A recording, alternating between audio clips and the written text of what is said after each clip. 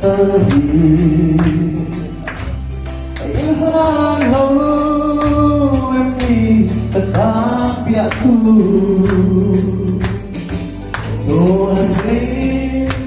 lần hoa đã kiếm ta lâu nói về mồ lên lại đi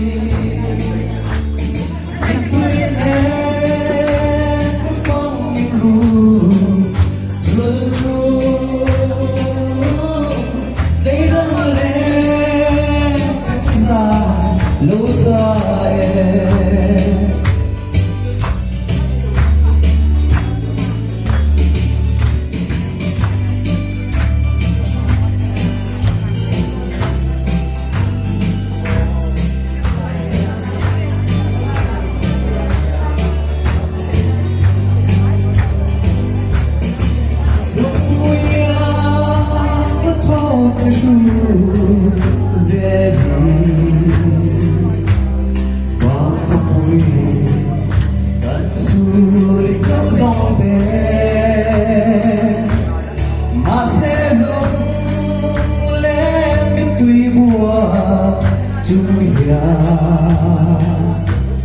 tháng vang xa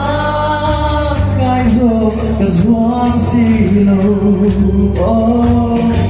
đồ là giấy lần hoa đã kịp ta lâu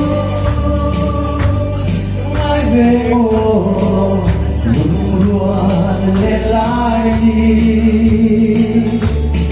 mình tuy nên bước phong lưu thấy tấm lên từng dài lâu dài